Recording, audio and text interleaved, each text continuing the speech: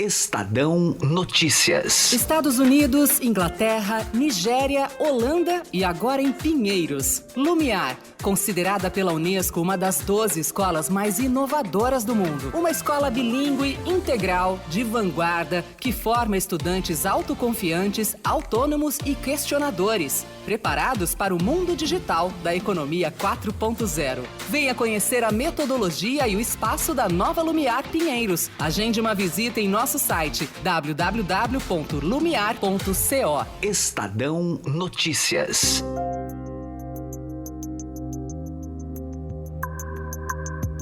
O presidente Jair Bolsonaro pretende mandar para o Congresso um projeto que cria uma GLO, que garanta a reintegração de posse de áreas rurais que foram invadidas, por exemplo, por movimentos como o MST.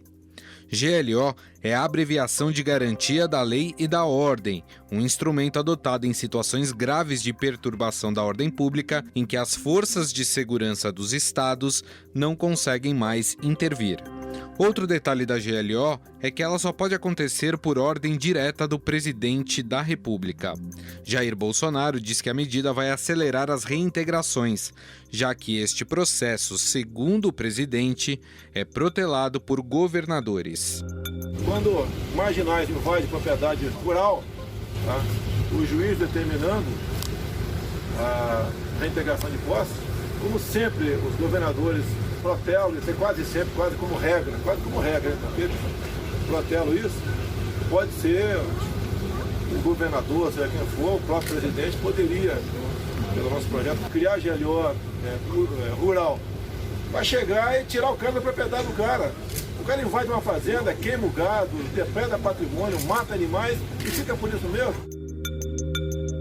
Um exemplo de uso da GLO foi na ocupação de algumas comunidades dominadas pelo tráfico no Rio de Janeiro. Ela também esteve presente em grandes eventos como a Copa do Mundo no Brasil. Entretanto, Bolsonaro diz que a proposta precisa vir aliada ao chamado excludente de ilicitude, que ameniza e até isenta de pena agentes que, por exemplo, matam em serviço. Caso esse instrumento não seja aprovado pelo Congresso, o presidente diz que as GLOs raramente serão editadas. Nós queremos com esse projeto que o militar, após cumprir a sua missão, tá, ele volte para casa em liberdade. Quando se convoca a GLO, é para combater esse terrorismo, defender vidas de inocentes, depredação de patrimônio público e privado, queima de ônibus. É para isso que é a GLO. E o GLO não é uma ação social, chegar com flores na mão, é para chegar preparado, para acabar com a bagunça. Agora, se não querem, não estou ameaçando ninguém, não, se não querem aprovar, não tem problema. A caneta compacta é minha, não tem GLO, ponto final. Vale lembrar que a Câmara dos Deputados já rejeitou por 2 vezes neste ano o excludente de ilicitude, sob o argumento que seria uma espécie de licença para matar. Mas afinal, o que significa usar esse instrumento nas reintegrações de posse de terras pelo Brasil? A decisão, se aprovada, pode aumentar os conflitos nos rincões do país? Converso agora com o diretor-presidente do Fórum Brasileiro de Segurança Pública, Renato Sérgio de Lima. Tudo bem, Renato? Como vai? Olá, tudo bem? Tudo certo. Bom, Renato, a gente sabe que quando a GLO é colocada em prática, quem acaba assumindo essa questão é o Exército. E aí a pergunta é, geralmente as reintegrações de posse são feitas pelas polícias estaduais. Exército e Polícia Militar agem de forma diferente. Diante disso, qual o problema em você ter uma GLO rural, como chamou o presidente? Acho que o primeiro ponto que a gente precisa notar desse processo é que o presidente Jair Bolsonaro tem, ao longo dos últimos dias, escalado a retórica em relação à ordem. Ele tem, na verdade, tentado assumir o controle sobre a atividade policial no Brasil. Então, seja com as GLOs em relação a concedendo exclusão de ilicitude e agora anunciando, nem é um projeto de lei ainda, para as operações de desapropriação e reintegração de posse. Acho que esse é um ponto importante. Esse é um discurso que o presidente está querendo fazer para concentrar na presidência da República um poder, e é um poder excessivo, porque, entre outras razões, o Brasil é uma federação. Nós temos 26 estados e um Distrito Federal. Segundo a nossa Constituição, o artigo 144 diz que as polícias militares são gerenciadas pelos governadores. Então, não é uma atividade aplicável ao presidente da República, e quando ele pensa uma GLO, na prática ele está tentando assumir o controle sobre o controle e a manutenção da ordem, concentrando poder demais numa única esfera de governo, no poder executivo. Isso não é saudável para as instituições.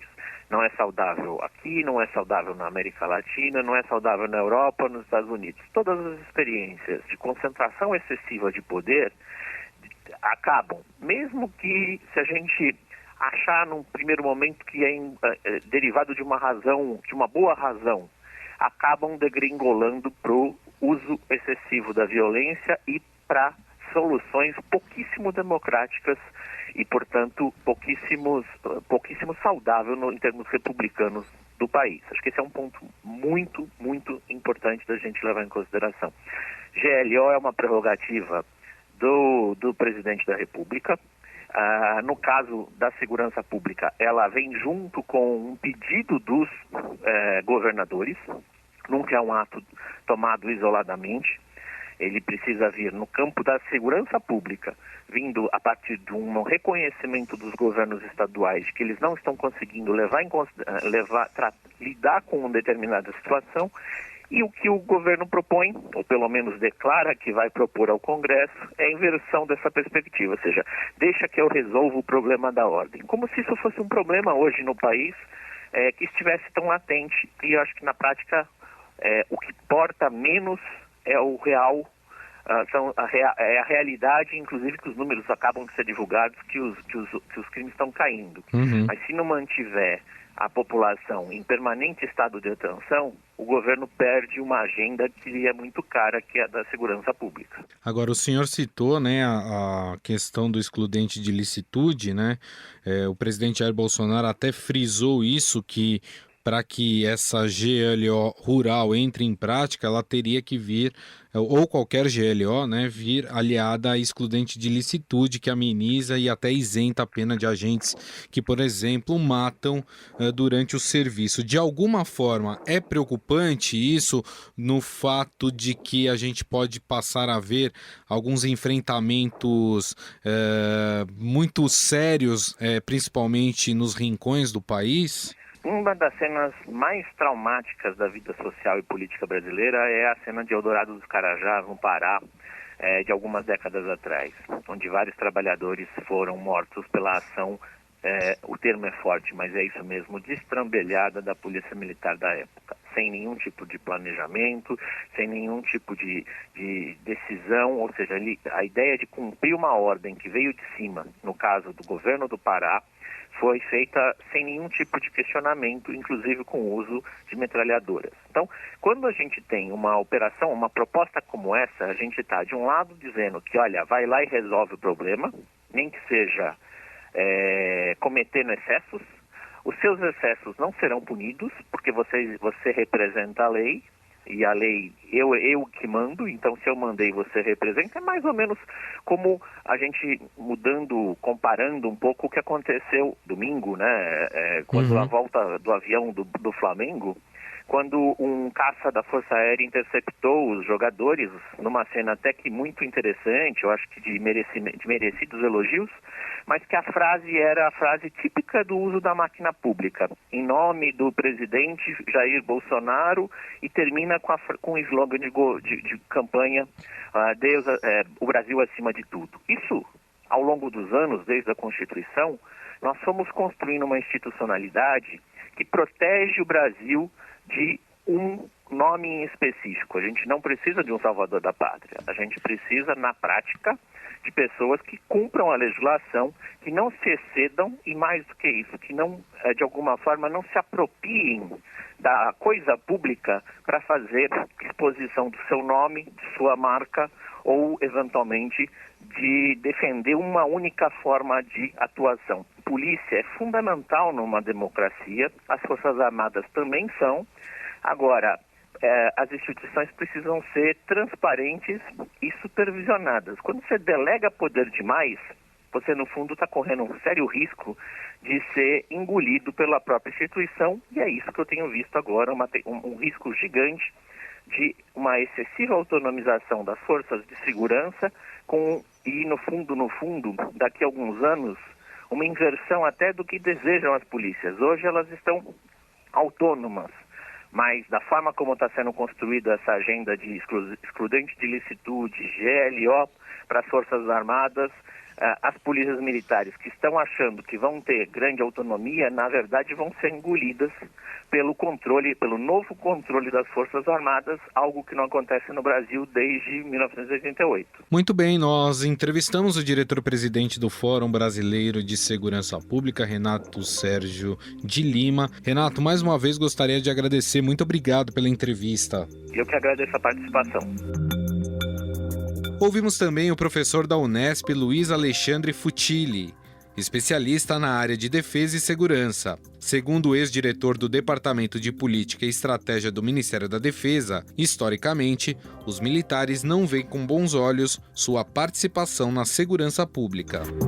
Essa relação governo-forças armadas, ela me parece ainda bastante nebulosa, ainda que nós não devamos confundir o governo com as forças armadas, mas me parece que o governo tem um pé forte nas Forças Armadas, uma entrada forte, um apoio forte, em parte importante das Forças Armadas. Mas se nós olhamos historicamente, esquecendo um pouco o governo Bolsonaro, né, até 2018, as Forças Armadas sempre foram críticas a serem empregadas em segurança pública, apenas admitindo sempre uma participação episódica e pontual, né, quando a capacidade policial havia sido ultrapassada. Notem, justamente voltando só a GLO do campo, se permite um parênteses, é isso, a capacidade policial sequer é acionada ou foi ultrapassada, você fala em uma GLO do campo, né? Então, só que se a gente olha esse emprego, que de certa forma pela primeira vez ocorre na Operação Rio em 1992, e aí depois de forma mais intensa mesmo, uma operação mesmo de segurança pública, que foi a Operação Rio, no final do governo Itamar, início do governo Fernando Henrique Cardoso, ali na virada de 1994 para 95, inclusive em plena campanha eleitoral, desde então se tornou uma crescente o emprego das Forças Armadas em GLO. E aí isso passa os diferentes governos, aí isso perpassa os diferentes governos, seja o governo Cardoso, seja o governo Lula da Silva, seja o governo Dilma, seja o governo Temer, né? Um pouco paradoxalmente, no governo Bolsonaro, é o governo que nós menos temos visto o emprego das Forças Armadas em GLO nesse curto espaço de menos de um ano, né? Mas então era algo, eu diria que nos últimos governos brasileiros, seja do PSDB, seja do PT, houve uma banalização do emprego militar em GLO, e as Forças Armadas nunca viram com bons olhos. Isto agora, vendo essa notícia da GLO do campo, me recordava do século XIX, quando este mesmo exército brasileiro se recusou a fazer o papel de capitão do mato, né, na captura dos escravos fugidos, né? Então me parece, não tem elementos para dizer com propriedade, mas eu imagino que o exército não veria com bons olhos, né, que seria a principal força, né, das três a serem empregadas numa GLO no campo, não veria com bons olhos esse tipo de emprego de GLO do campo. Me parece muito mais uma ideia esdrúxula, né, do governo Bolsonaro para tentar intimidar os movimentos sociais do campo. Estadão Notícias. Vamos falar agora sobre a eleição presidencial no Uruguai. Após 15 anos, o país volta a ter um governo mais à direita. O resultado oficial só deve ser dado pela Corte Eleitoral no final da semana. O senador conservador Luiz Lacalle Pou, do Partido Nacional, venceu o candidato da governista Frente Ampla de esquerda, Daniel Martínez, por apenas 28 mil votos. De que el 1 de marzo asume un gobierno multicolor en nuestro país y que hoy se expresó en las urnas la ciudadanía. Lamentablemente el candidato del gobierno no nos ha llamado ni ha reconocido el resultado que, de nuestro punto de vista, es irreversible. Essa já é a eleição mais disputada no Uruguai em 20 anos. Segundo a Corte Eleitoral do país, o resultado ainda não foi proclamado, pois a vantagem de Lacalle Pou é menor do que os votos observados. Nesses votos, entram os eleitores que votaram em uma zona eleitoral diferente de onde estão registrados ou que não são encontrados nos cadastros nos locais de votação, mas têm os dados anotados para serem verificados posteriormente.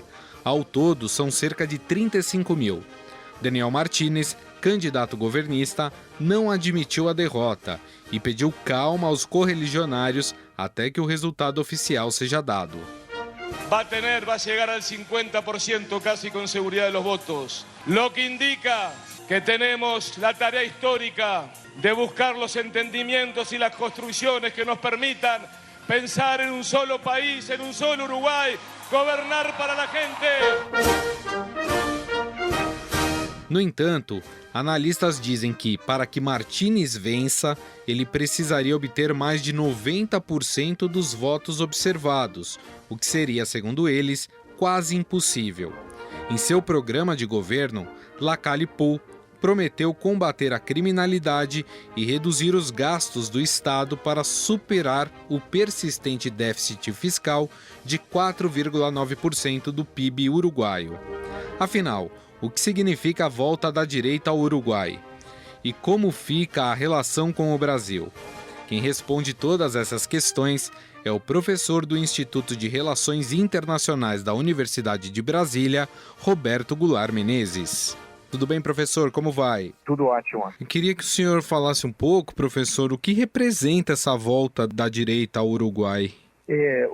A Frente Ampla, que como você bem disse, estava no poder já há 15 anos, ela conseguiu levar adiante um projeto, digamos, de políticas sociais, sobretudo, fundamentado em políticas sociais, com base na redução da desigualdade. O Uruguai, tradicionalmente, já é um país que apresenta baixos índices de desigualdade, também não porque ele seja uma Suíça latino-americana, como alguns diziam nos anos 70, 80, mas porque também o país não é tão rico assim. Tá?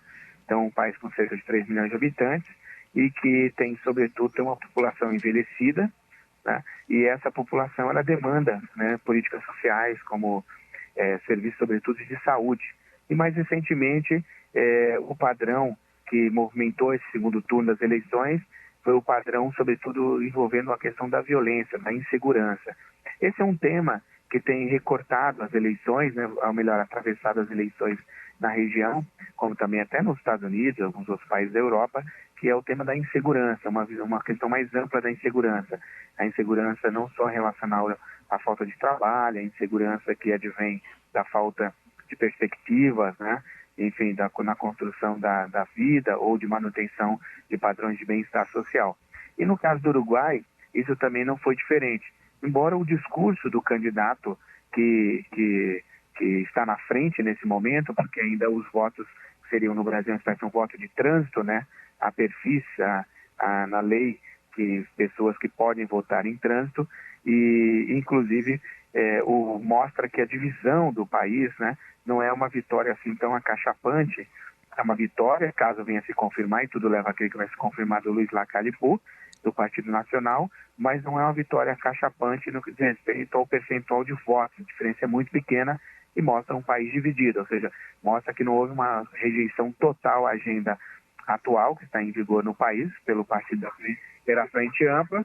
Ela mostra que, ao conseguir quase metade dos votos, uma pequena diferença nesse momento de 28 mil votos, mostra que essa agenda não foi totalmente rechaçada na zona. Agora, não é um governo de direita, é um governo mais de centro do que de direita, dá para dizer isso, professor? Eu creio que, do ponto de vista da agenda social, é um governo de direita, mas não é uma direita radical. Então, seria um governo, como no Brasil, se a gente fosse comparar, governos que tenham na sua preocupação, na sua agenda, né, uma preocupação com o social, ainda que, às vezes, com políticas, defendendo políticas mais focalizadas do que políticas universais. E no caso do Uruguai, Eu creio que, em função, né, dessa desigualdade ser uma das menores na região, embora, é claro, o país não seja tão rico assim, isso é uma das coisas que explica, mas, de todo modo, o Uruguai, do ponto de vista social, é um país que está melhor posicionado, né, do que os seus vizinhos, considerando, é claro, o tamanho. O Brasil, 210 milhões de habitantes, e ele, 3 milhões de habitantes. Né? Falando um pouco do Brasil, para o presidente Jair Bolsonaro, a vitória do Lacalle Pou é melhor do que a de Daniel Martins para alinhamento ideológico, eu digo, professor? Em partes, porque o próprio candidato Lacalle Pou procurou se afastar da imagem do Bolsonaro, né, agora no segundo turno, sobretudo, sem importar essa polarização e essa identidade com um conservadorismo radical, que é o que está na base até do novo partido, como o presidente brasileiro, atual presidente, né, Jair Bolsonaro, ao lançar o seu partido, ele destacou muito a presença dos militares e a questão do conservadorismo religioso, sobretudo o conservadorismo religioso mais radical. Então, creio que, para o presidente Bolsonaro, ele tende a ter um interlocutor que tem interesse na agenda do Mercosul, tem interesse nas relações comerciais com o Brasil, tem interesse numa agenda de manutenção de funcionamento das instituições democráticas nos países do Mercosul e na região. A questão é que o candidato Luiz Lacalle pode ser que ele venha, em termos de política externa, ter posições, é claro, bem procurar se distanciar da agenda da Frente Ampla, quando, por exemplo, a Frente Ampla reconhece que houve um golpe na Bolívia, pede, né, o respeito, né, aos direitos humanos na própria Venezuela, fazendo críticas à Venezuela, mas sempre dentro, né, da possibilidade de busca de uma solução para o conflito. E dos países da região, sobretudo o mais grave dele, que é a Venezuela. Eu creio que, em termos de política externa, o partido não tende a se aproximar e encampar, creio que, aspectos da agenda que o governo Bolsonaro tenta colocar para os países da região. Isso, na Argentina, certamente ele não terá esse espaço também, creio que com o candidato do Partido Nacional. Embora, claro, pode tentar se identificar conservadorismo, de tentar forçar uma identificação de conservadorismo com direita radical, que não são coisas similares, né? Nós ouvimos o professor do Instituto de Relações Internacionais da Universidade de Brasília, Roberto Goulart Menezes. Professor, mais uma vez, muito obrigado, um grande abraço. Muito obrigado, um abraço, eu fico à disposição.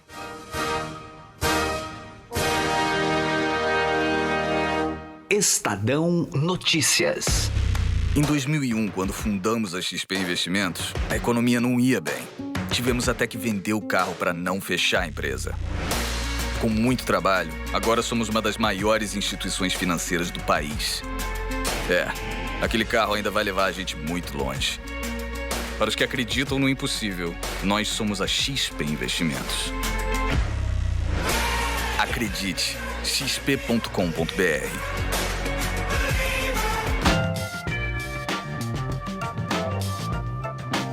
O Estadão Notícias desta terça-feira vai ficando por aqui. Contou com a apresentação e produção minha, Gustavo Lopes, produção de Leandro Cacossi e montagem de Nelson Volter. O diretor de jornalismo do Grupo Estado é João Fábio Caminoto. Mande seu comentário e sugestão para o e-mail podcast@estadão.com. Um abraço e até mais. Estadão Notícias.